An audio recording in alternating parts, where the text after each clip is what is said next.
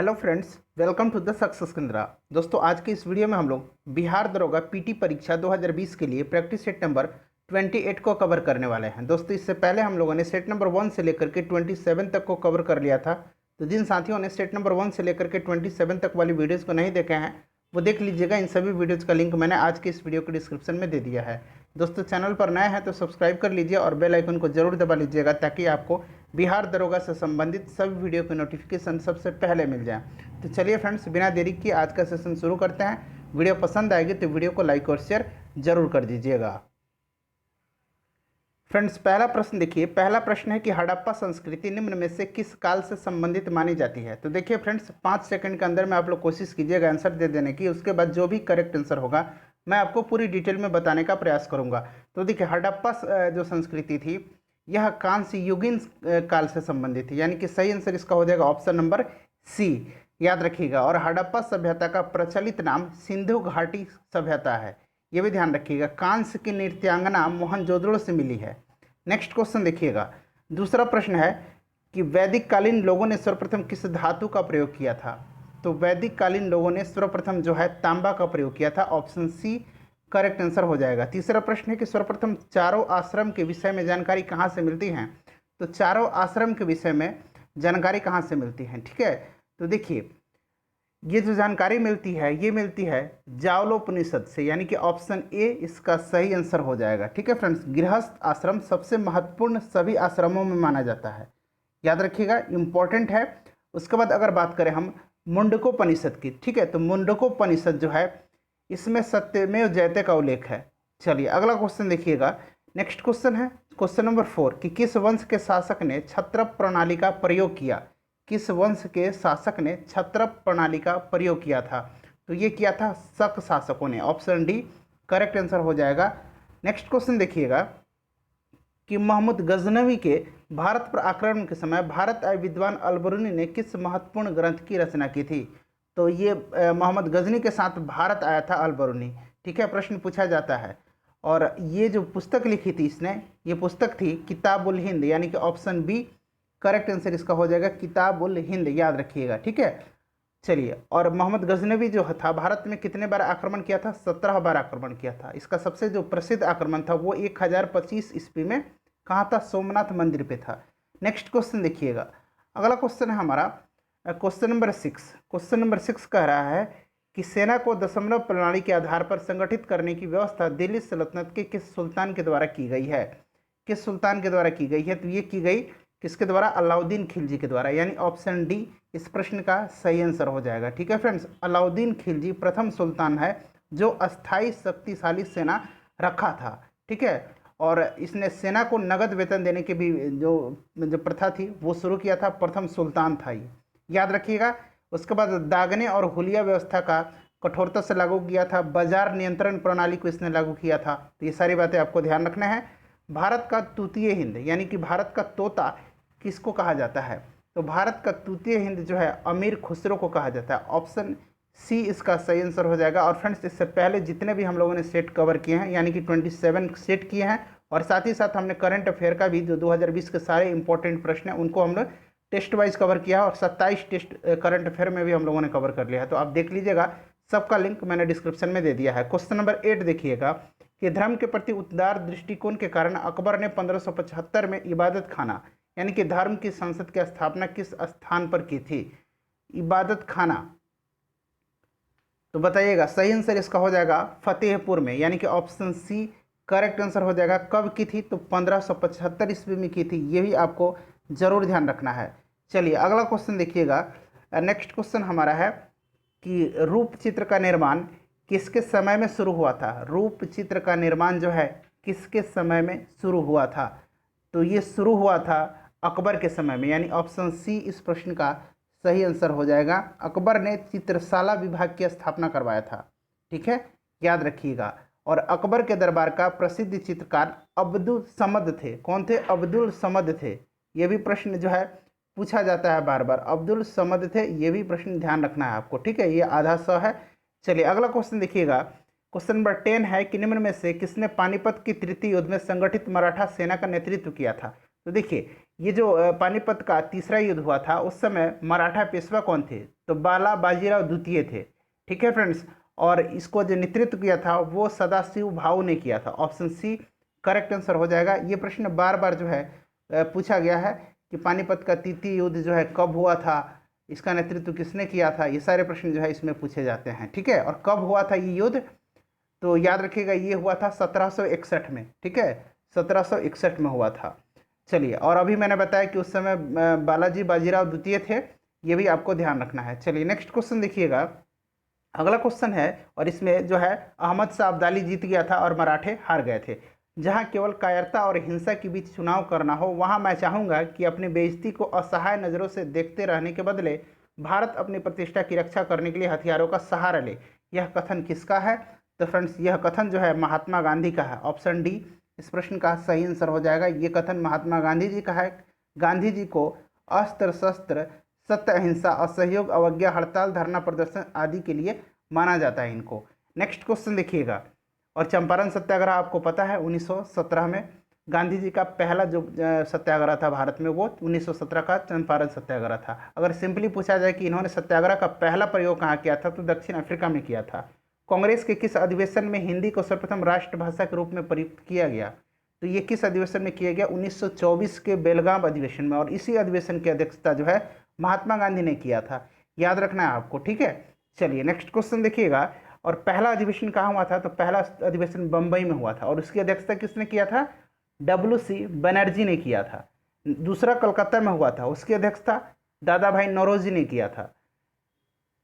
निम्नलिखित में से किस पर्वतमाला को सह्याद्री के नाम से भी जाना जाता है? किस पर्वतमाला को सह्याद्री के नाम से भी जाना जाता है? तो पश्चिमी घाट पर्वतमाला को सह्याद्री के नाम से भी जाना जाता है। ऑप्शन बी जो है इसका करेक्ट आंसर हो जाएगा।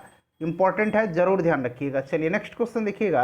अगला क्वेश्चन है फ्रेंड्स कि सूर्योच्च यानी कि एपीहेलियन के समय पृथ्वी से सूर्य की दूरी होती है। इंपॉर्टेंट क्वेश्चन है। तो देखिए ये जो स्थिति है अपसौर की, ठीक है, इसको अपसौर की स्थिति जो है 4 जुलाई के दिन होती है। 4 जुलाई के दिन होती है। कब होती है? 4 जुलाई के दिन। और उपसौर की स्थिति कब होती है? तो उपसौर की स्थिति 3 जनवरी के दिन होती है। 3 जनवरी को पृथ्वी सूर्य से निकटतम दूरी पर होता है, और 4 जुलाई को जो है अधिकतम दूरी पर होता है। क्लियर है? चलिए, तो एपीहेलियन किसको कहा जाता है? एपीहेलियन और पेरीहेलियन याद रखिएगा। ठीक है, तो एपीहेलियन 4 जुलाई के दिन, और पेरीहेलियन जो होता है ये होता है किस दिन? 3 जनवरी के दिन। ठीक है, और आपका जो प्रश्न पूछा गया उसका करेक्ट आंसर होगा ऑप्शन नंबर बी, 15.2 किलोमीटर की दूरी पर होता है। चलिए अगला क्वेश्चन देखेंगे, क्वेश्चन नंबर 15। क्वेश्चन नंबर 15 हमारा यहाँ से है। देखिए प्रश्न है कि एस्किमो लोगों द्वारा टुंड्रा क्षेत्र में बर्फ के टुकड़ों की सहायता से बनाए गए अर्धगोलाकार आवासों को क्या कहा जाता है? तो इग्लू कहा जाता है, आपने पढ़ा होगा। नेक्स्ट क्वेश्चन देखिएगा, क्वेश्चन नंबर 16 है कि किस देश ने गीतेगा को अपनी नई राजनीतिक राजधानी घोषित की है? गीतेगा इंपॉर्टेंट है, याद रखिएगा। किस देश ने घोषित की है? तो फ्रेंड्स ये क्या है? बुरुंडी। याद रखिएगा, बुरुंडी ने किया है। अगला क्वेश्चन देखिएगा कि प्रकृति में स्वतंत्र अवस्था में पाई जाने वाली धातु कौन सी है? प्रकृति में स्वतंत्र अवस्था में पाई जाने वाली धातु जो है वो सोना है, यानी कि ऑप्शन सी करेक्ट आंसर हो जाएगा। सोना, काल्वेराइट और सिल्वेनाइट एस्क। काल्वेराइट यहाँ मैं लिख दे रहा हूँ, काल्वेराइट और सिल्वेनाइट नामक जो है अयस्क से प्राप्त होता है। ये पूछा जाता है। तमिलनाडु के तटीय भागों में जाड़ों में वर्षा की प्राप्ति निम्न में से किसके कारण होती है? ये प्रश्न जब हम लोग ने भूगोल का जो चैप्टर कवर किया था, हम लोग ने टॉपिक वाइज कवर किया है बिहार दरोगा का। अगर आपने नहीं देखा है तो देख लीजिएगा, उसमें हम लोगों ने कवर किया है। तो ये होता है उत्तरी पूर्वी मानसून के कारण, और पश्चिमी विक्षोभ के कारण। ये प्रश्न पूछा जाता है कि उत्तर भारत के मैदानी भागों में ठंडा के दिनों में वर्षा किसके कारण से होती है? तो पश्चिमी विक्षोभ के कारण से होती है। इसको भी ध्यान रखिएगा। इंडोनेशिया की राजधानी जकार्ता निम्नलिखित में से किस द्वीप पर स्थित है? तो जकार्ता जो है ये जावा द्वीप पर स्थित है। ऑप्शन बी करेक्ट आंसर हो जाएगा। याद रखिएगा, जावा द्वीप पर स्थित है। अगला क्वेश्चन देखिए, नेक्स्ट क्वेश्चन हमारा कि देश की सर्वाधिक तेज गति से चलने वाली ट्रेन कौन सी है? तो ये वंदे भारत एक्सप्रेस है, यानी कि ट्रेन 18 जो था यही है, ये सबसे तेज चलने वाली ट्रेन है भारत की। अगला क्वेश्चन देखिएगा कि भारत में समुद्री तट रेखा वाले राज्यों की संख्या कितनी है? तो भारत के कितने राज्य समुद्र तट से लगते हैं, ये आपसे सीधे सीधे पूछा जा रहा है। ठीक है, तो आपको पता है कि 9 राज्य लगते हैं। ऑप्शन बी करेक्ट आंसर हो जाएगा। ये कौन कौन से राज्य हैं? तो गुजरात, महाराष्ट्र, कर्नाटक, उंगली पर काउंट कीजिए। गुजरात, महाराष्ट्र, कर्नाटक, केरल, गोवा, तमिलनाडु, आंध्र प्रदेश, उड़ीसा और पश्चिम बंगाल। सबसे ज़्यादा जो है तटीय रेखा का बाउंड्री किसका है? तो ये गुजरात का है। अगला क्वेश्चन देखिएगा कि विश्व की सबसे शांत सीमा के रूप में विख्यात 39वीं, ये 39वीं बना लीजिए, 39वीं समानांतर रेखा किन दो देशों को अलग करती है? 49th पैरेलल लाइन जो है ये किनको अलग करती है? तो ये अलग करती है संयुक्त राष्ट्र अमेरिका और कनाडा को। ऑप्शन बी इसका सही आंसर हो जाएगा। अगर आपसे पूछा जाए कि 38वीं समानांतर रेखा किसको अलग करती है, तो उत्तर कोरिया और दक्षिण कोरिया को अलग करती है। क्लियर है? डोरंड रेखा भारत अफगानिस्तान कह सकते हैं या पाकिस्तान अफगानिस्तान कह लीजिए। हिंडनबर्ग रेखा जर्मनी एवं पोलैंड। मैक-रहीम रेखा रूस और फिनलैंड। मैगिनॉट रेखा जर्मनी और फ्रांस। अगला क्वेश्चन देखिए, 23 नंबर प्रश्न है कि निम्न में से कौन सी जलधारा यूरोप का कंबल यानी कि वार्म ब्लैंकेट ऑफ यूरोप के जो है उपनाम से जानी जाती है? तो आपको पता होगा, इसका सही आंसर हो जाएगा ऑप्शन डी, गल्फ स्ट्रीम। ठीक है, गल्फ स्ट्रीम जलधारा। चलिए अगला क्वेश्चन देखिएगा, और गल्फ स्ट्रीम जलधारा जो है ये अटलांटिक महासागर की गर्म जलधारा है। नेक्स्ट क्वेश्चन देखिएगा कि भारत में सर्वोत्तम श्रेणी का संगमरमर निम्न में से किस स्थान से पाया जाता है? तो सर्वोत्तम श्रेणी का संगमरमर जो है ये मकराना से पाया जाता है। ऑप्शन बी करेक्ट आंसर हो जाएगा इसका। अगला क्वेश्चन देखिएगा, नेक्स्ट क्वेश्चन है कि पेंसिल बनाने के लिए निम्न में से किस वृक्ष की लकड़ी का सामान्यतः प्रयोग किया जाता है? तो पेंसिल बनाने के लिए जो है सीडार का यूज किया जाता है, सीडार के वृक्ष की लकड़ी का यूज किया जाता है। पेंसिल बनाने में ग्रेफाइट का भी यूज होता है। ठीक है, चलिए अगला क्वेश्चन देखिएगा। अगला क्वेश्चन हमारा फ्रेंड्स कि किस दिन से संबंधित सभा का अंतरिम संसद के रूप में आविर्भाव हुआ था? तो ये 26 जनवरी 1950 को संबंधित सभा का जो अंतरिम संसद के रूप में आविर्भाव हुआ था 26 जनवरी 1950 को, यानी कि ऑप्शन सी सही आंसर हो जाएगा। संविधान सभा 12 मई 1952 तक अंतरिम संसद के रूप में कार्य करता रहा। 12 मई 1952 तक अंतरिम संसद के रूप में कार्य करता रहा। चलिए अगला क्वेश्चन देखिएगा। नेक्स्ट क्वेश्चन 26 के बाद 27 नंबर हमारा हो जाएगा। प्रश्न है कि निम्नलिखित में से किस लेखक के द्वारा ए.आर. रहमान की जीवनी नोट्स ऑफ ए ड्रीम नामक पुस्तक लिखी गई है? तो ये लिखी गई है कृष्णा त्रिलोक के द्वारा। याद रखिएगा, इंपॉर्टेंट है। अगला क्वेश्चन है कि संवैधानिक संशोधन विधेयक को राज्य विधानमंडलों के पास कब भेजा जाता है? तो ये भेजा जाता है राष्ट्रपति की संस्तुति मिलने के पूर्व, यानी कि ऑप्शन ए जो होगा इसका करेक्ट आंसर हो जाएगा। 29 नंबर देखिएगा। और फ्रेंड्स वीडियो को शेयर जरूर कर दीजिएगा, मैं आपसे बार बार रिक्वेस्ट करता हूं, मुझे अच्छा नहीं लगता। और साथ ही साथ मैं बीच में भूल भी जाता हूं आपसे ये बातें कहना कि वीडियो को लाइक और शेयर कीजिएगा। तो प्लीज़ एक आपका लाइक और एक शेयर मुझे काफ़ी मोटिवेट करेगा, तो ज़रूर कर दीजिएगा। राष्ट्रपति द्वारा आपातकाल की उद्घोषणा के कितने दिनों के भीतर संसद की स्वीकृति आवश्यक होती है? काफ़ी इंपॉर्टेंट क्वेश्चन है और कई बार मैं बता भी चुका हूँ। आज मैं आपको पूरी डिटेल से नहीं बताने वाला हूँ कि ऑलरेडी बार बार ये प्रश्न मिला है। तो ये कितने दिनों के अंदर? 1 माह के अंदर। ठीक है, चलिए। और ये जो राष्ट्रपति का जो आपातकाल है, कहने का मतलब है, तो ये किस में है? 352 में है। ठीक है, 356 में क्या है फ्रेंड्स? 356 में राष्ट्रपति शासन है, राष्ट्रपति शासन जो राज्यों में, और 360 में जो है वित्तीय आपातकाल है। यथार्थ मंत्रिपरिषद तब तक पद पर बना रहेगा जब तक कि उससे निम्न में से किसका विश्वास प्राप्त हो? ये प्रश्न पूछा गया। देखिए कितना इंपॉर्टेंट प्रश्न है।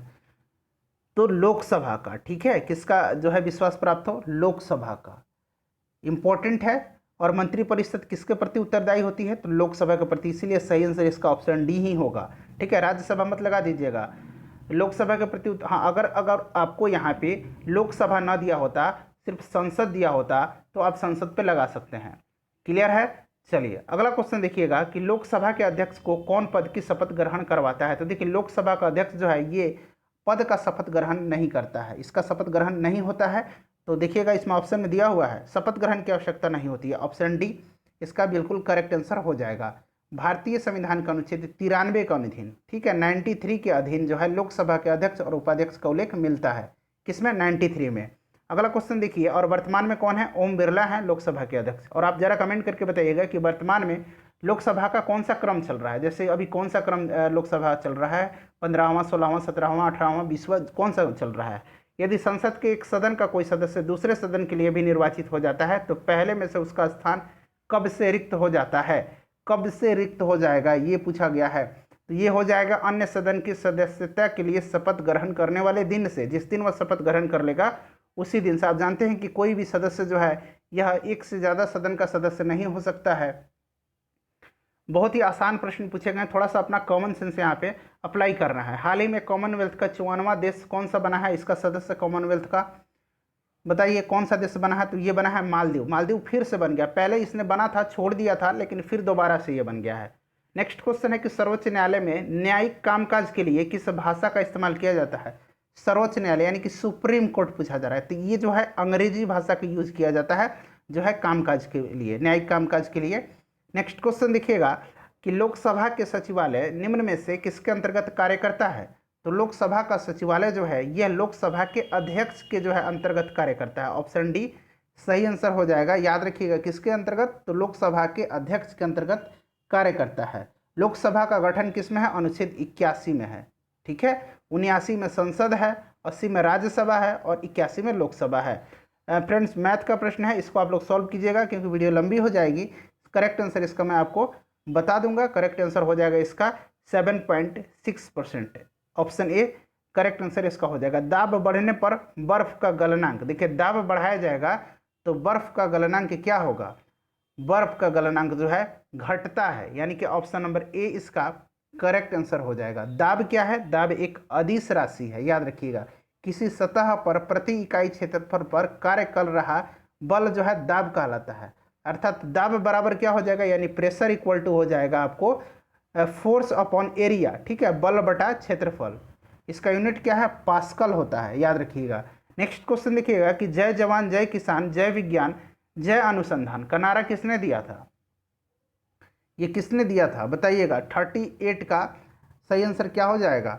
तो देखिए इसका जो नारा दिया था ये दिया था किसने, नरेंद्र मोदी ने। क्लियर है, जय जवान जय किसान जय विज्ञान और जय अनुसंधान, ये नरेंद्र मोदी का नारा है।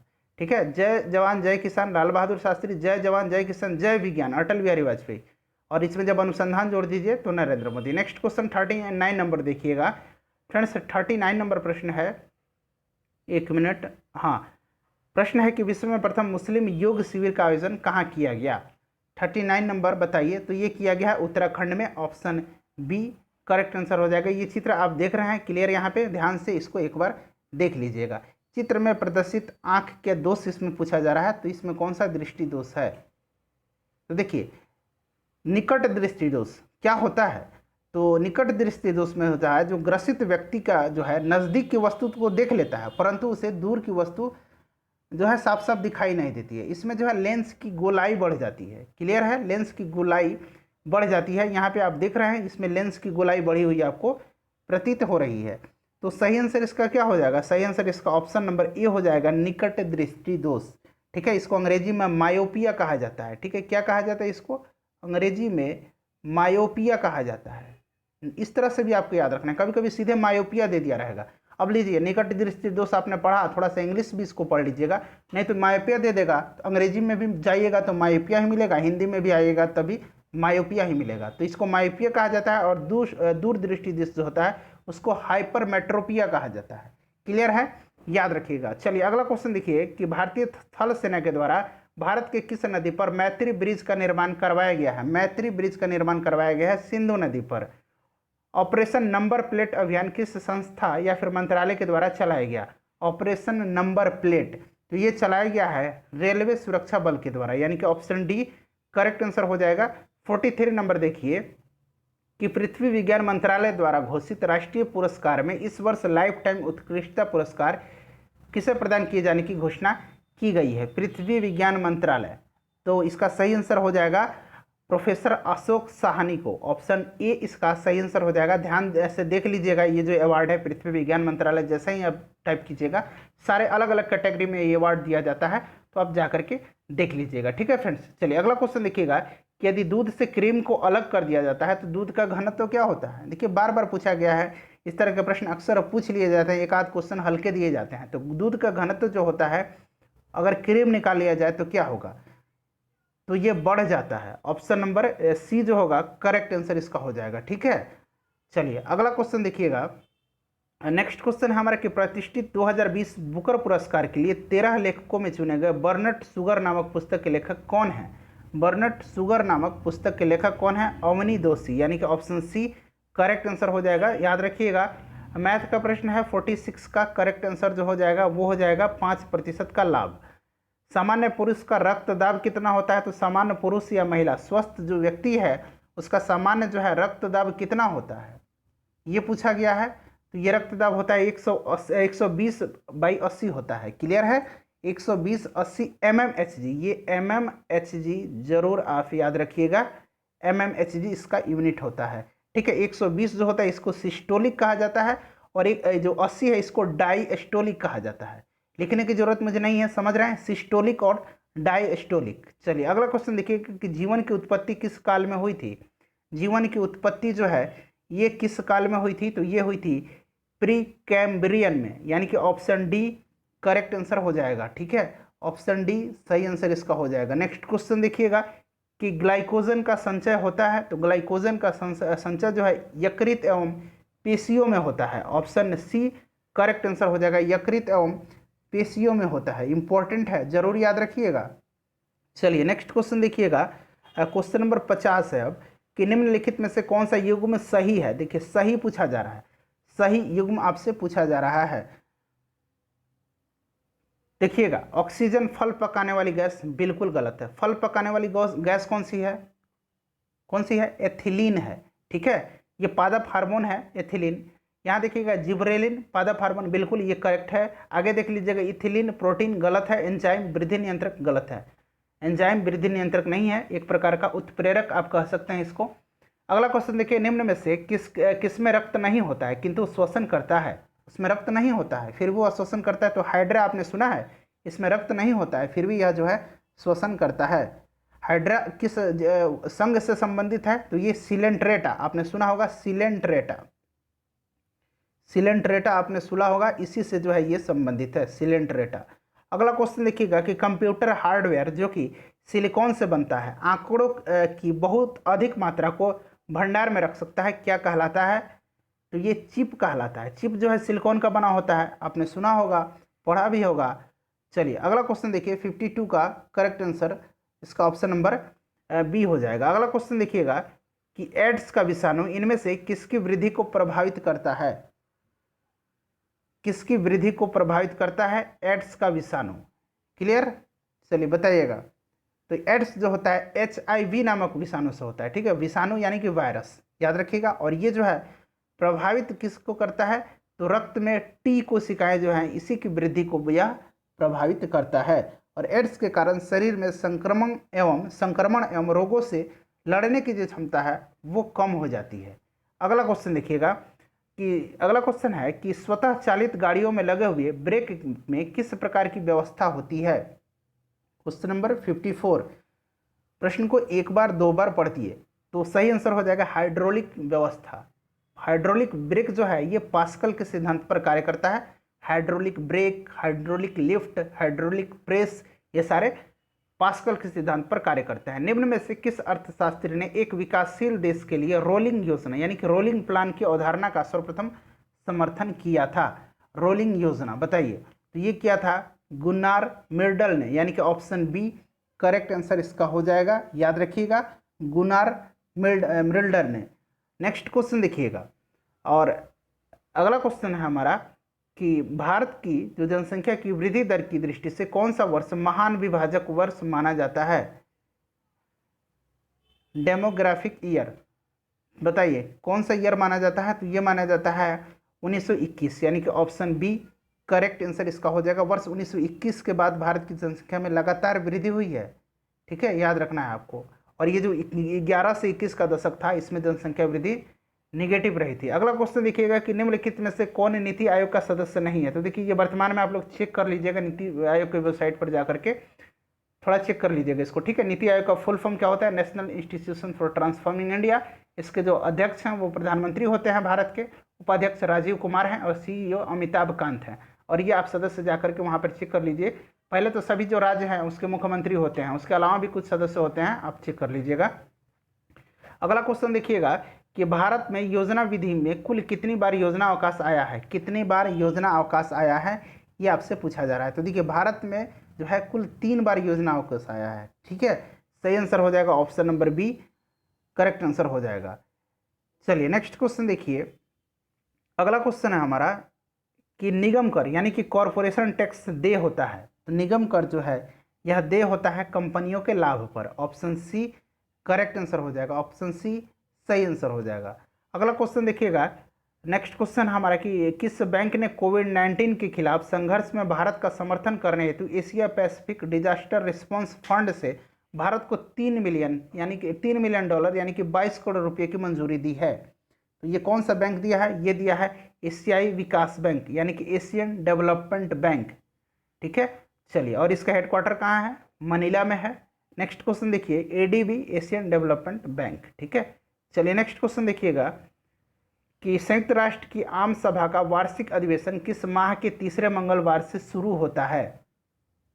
तो फ्रेंड्स ये किस माह के शुरू होता है, ये होता है सितंबर माह की, यानी कि ऑप्शन बी इसका सही आंसर हो जाएगा। नेक्स्ट क्वेश्चन देखिएगा कि भारतीय नौसेना के अध्यक्ष के पद को क्या कहते हैं। नौसेना अध्यक्ष पूछा जा रहा है। तो नौसेना के अध्यक्ष का पद जो होता है उसमें उसको कौन सा मतलब एक टाइटल होता है ना, जैसे एडमिरल, ठीक है, यही कहा जाता है। याद रखिए क्या कहा जाता है, एडमिरल कहा जाता है। जनरल कहा जाता है थल सेना का अध्यक्ष को। अगला क्वेश्चन देखिएगा।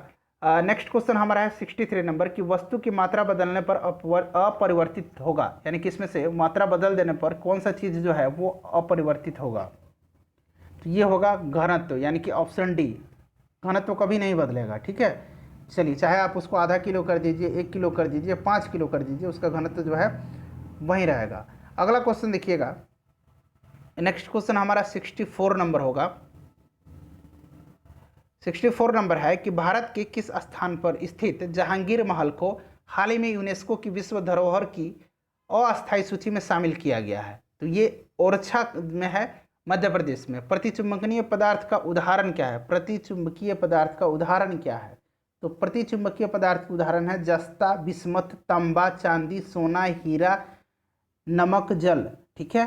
तो देखिए सही आंसर इसका क्या दिया हुआ है, मैंने जो बताया है दिया हुआ है, ऑप्शन डी इसका करेक्ट आंसर हो जाएगा, ठीक है। अगर बात करें अनुचुंबकीय की, तो अनुचुंबकीय में कौन कौन से हैं, एल्युमिनियम है, प्लेटिनम है, क्रोमियम है, सोडियम है, ऑक्सीजन है। और लौह चुंबकीय यानी कि जो लोहा, जो चुंबक जो होता है ना वो आकर्षित करे, तो लोहा है, निकिल है, कोबाल्ट है, इस्पात है, ठीक है। चलिए अगला क्वेश्चन देखिएगा कि निम्नलिखित में से किसने व्यक्तिगत जो है भुगतान लिंक MPay.me लॉन्च किया है। UPI भुगतान लिंक MPay.me लॉन्च किया है। तो ये लॉन्च किया है मोबीक्विक। ये प्रश्न ऑलरेडी करा दिया हूं मैंने। निम्नलिखित में से किस कंपनी को पहली वैसी कंपनी होने का श्रेय प्राप्त हुआ है जिसका बाजार पूंजीकरण हाल ही में 10 लाख करोड़ रुपये पार कर गया है। तो सही आंसर इसका हो जाएगा रिलायंस इंडस्ट्री। अगला क्वेश्चन देखिएगा कि देश में केंद्र शासित प्रदेशों की संख्या अब कितनी रह गई है, कितनी रह गई है बताइए फटाफट। 8 रह गई है, ठीक है, 8 रह गई है। पहले क्या था, 7 था, तो जम्मू कश्मीर और लद्दाख को अलग किया गया तो 9 हो गई। उसके बाद क्या होगा, दमन और दीव, उसके बाद जो है दमन और दीव को और दादर नगर हवेली को मिला दिया गया। अगला क्वेश्चन देखिए 69 नंबर है कि साना मारिन निम्नलिखित में से किस देश की सबसे युवा प्रधानमंत्री हैं। साना मारिन बताइएगा, इंपॉर्टेंट क्वेश्चन है, बार बार पूछा जाता है। तो साना मारिन जो है ये कहाँ की हैं, साना मारिन जो है ये कहाँ की हैं बताइए। ये जो है साना मारिन ये हैं फिनलैंड की, ठीक है। चलिए अगला क्वेश्चन देखिएगा, और फिनलैंड की राजधानी कहाँ है आप लोग जरा कमेंट करके बता दीजिएगा। बार बार पूछा जाता है कि फिनलैंड का जो है ये कहाँ पे राजधानी है। चलिए नेक्स्ट क्वेश्चन देखिएगा।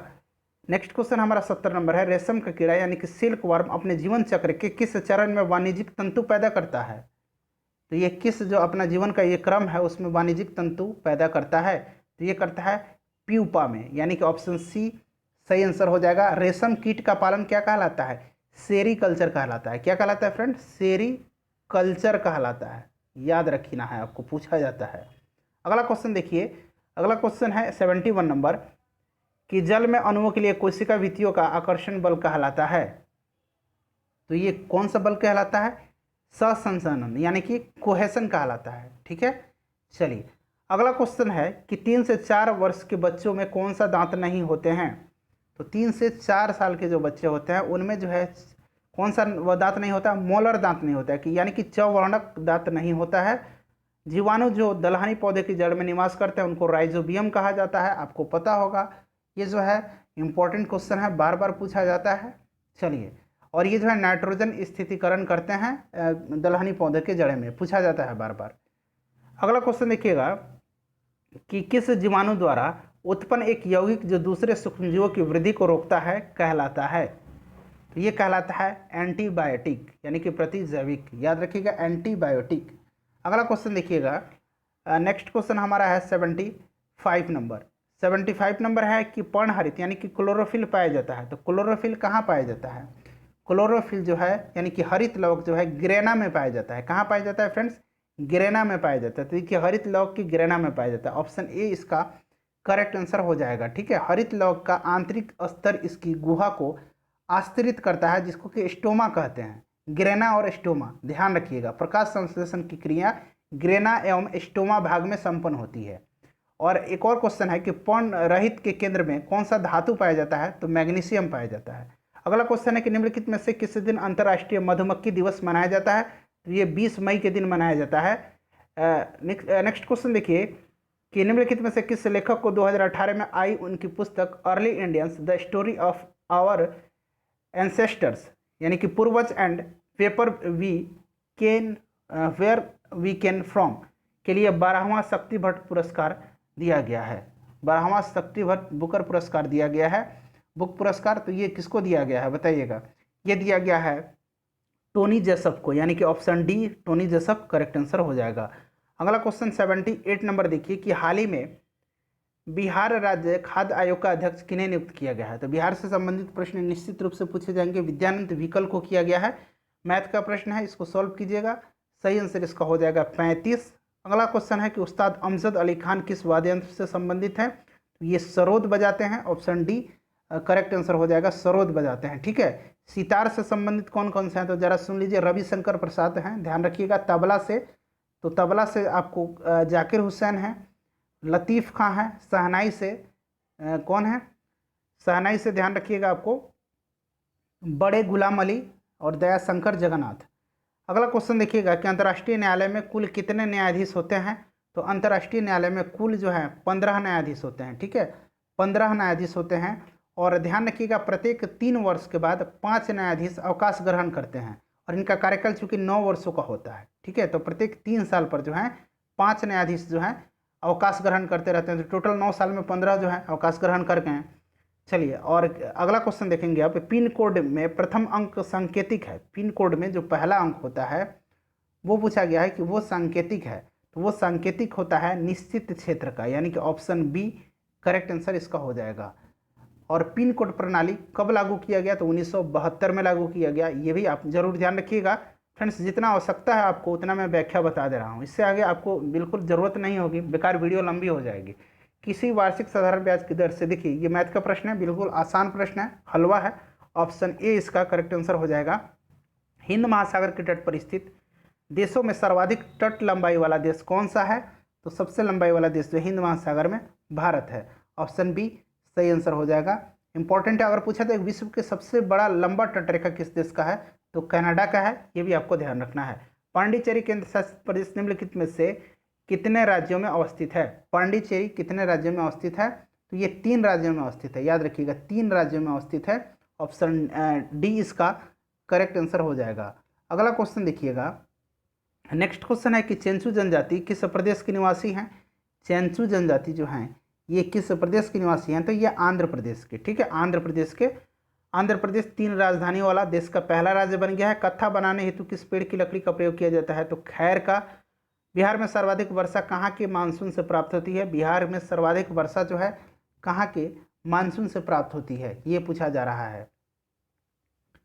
तो ये जो प्राप्त होती है ये होती है बंगाल की खाड़ी से। अगला क्वेश्चन है 89 नंबर।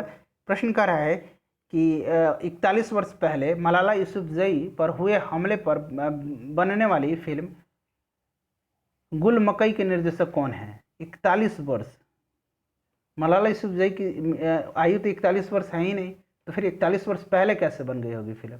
इसमें सुधार कीजिएगा। सिर्फ आप याद रखिए कि मलाला यूसुफजई पर जो हमला हुआ था उस पर बनने वाली फिल्म गुल मकई के निर्देशक कौन है? तो इसके निर्देशक हैं H.E. अहमद खान, यानी कि ऑप्शन सी करेक्ट आंसर हो जाएगा। अगला क्वेश्चन देखिए, नेक्स्ट क्वेश्चन है हमारा फ्रेंड्स 90 नंबर की रमन मैग्सेसे अवार्ड जो है इससे सम्मानित टी.एम. कृष्णा की पुस्तक निम्न में से कौन सी है? तो ये पुस्तक इनकी है सेबेस्टियन एंड सन्स, यानी कि ऑप्शन डी सही आंसर हो जाएगा। निम्नलिखित में से कौन सी नदी पाकिस्तान में नहीं बहती है? पाकिस्तान में ब्यास नदी जो है नहीं बहती है, ध्यान रखिएगा। ऑप्शन ए करेक्ट आंसर हो जाएगा। निम्नलिखित में से कौन सी जल संधि अंतर्राष्ट्रीय तिथि रेखा के समानांतर है? तो आपको याद होगा, ये पढ़े हैं कई बार, बेरिन जल संधि जो है ये अंतर्राष्ट्रीय तिथि रेखा के बिल्कुल समानांतर है। नेक्स्ट क्वेश्चन देखिए कि मध्य पूर्व यानी कि मिडिल ईस्ट देशों का समूह कौन सा है इसमें से? तो इसका सही आंसर हो जाएगा पश्चिम एशिया के देश, यानी कि ऑप्शन बी इसके करेक्ट आंसर हो जाएंगे। ठीक है, चलिए अगला क्वेश्चन देखिएगा। अगला क्वेश्चन है कि लू कहा जाता है, ठीक है, और उसकी रफ्तार होती है, और ये लू चलता कहाँ है? तो मैदानी भागों में चलने वाली गर्म हवा को लू कहा जाता है। और इसकी रफ्तार कितनी होती है? तो इसकी रफ्तार जो होती है ये 8 से 16 किलोमीटर प्रति घंटे के बीच में होती है। 95 नंबर प्रश्न है कि निम्न में से कौन सा राष्ट्रीय उद्यान या अभयारण्य राजस्थान में नहीं है? राजस्थान में नहीं है राजाजी, याद रखिएगा। राजाजी कहाँ पे है?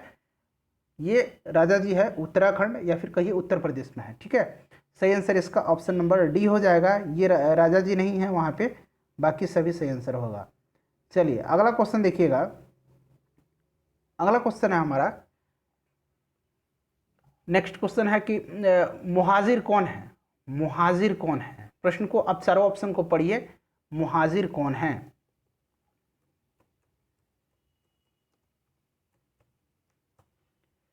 तो देखिए ये जो मैंने अभी बताया था राजा जी, ये कहाँ पे है? ये उत्तराखंड में है। क्लियर है, राजा जी जो है ये उत्तराखंड में है, याद रखिएगा। अभी मुहाजिर 96 नंबर देखिए, मुहाजिर कौन है? तो ये है अविभाजित भारत के उस भाग के मुसलमान जो पाकिस्तान से बाहर थे किंतु उन्होंने पाकिस्तान में रहना पसंद किया। अगला क्वेश्चन है कि भसीन पुरस्कार दिया जाता है, तो भसीन पुरस्कार जो है यह दिया जाता है किस क्षेत्र में? यह दिया जाता है विज्ञान के क्षेत्र में, ऑप्शन सी करेक्ट आंसर हो जाएगा। इसकी स्थापना 1987 में हुई थी, 1987 में हुई थी। क्लियर है, चलिए अगला क्वेश्चन देखिएगा। अगला क्वेश्चन है मैथ का फ्रेंड्स, इसका आंसर मैं आपको बता दे रहा हूँ। इसका आंसर हो जाएगा 600 रुपये। ठीक है, 600 रुपया। पिनाक क्या है? पिनाक क्या है? पिनाक क्या है बताइएगा। तो देखिए पिनाक जो है बहु बैरल रॉकेट प्रणाली है, यानी कि ऑप्शन बी करेक्ट आंसर इसका हो जाएगा। निम्नलिखित में से किस खेल में फ्री थ्रो दिया जाता है? फ्री थ्रो किस खेल में दिया जाता है? इसका आंसर जरा आप कमेंट करके बता दीजिए। कुछ भी आप आंसर करके ट्राई तो कीजिए, कि आपका सही होता है गलत होता है, उसके बाद देखिएगा कि सही गलत होता है। सीखने का मौका मिलेगा, जब तक आप रिस्क नहीं लीजिएगा आप सीख नहीं सकते हैं। उम्मीद करता हूँ कि वीडियो पसंद आई होगी, तो वीडियो को शेयर जरूर कर दीजिएगा, और आपको डेली प्रैक्टिस सेट यहाँ मिलता रहेगा, तो चैनल को सब्सक्राइब कर लीजिएगा। Thanks for watching.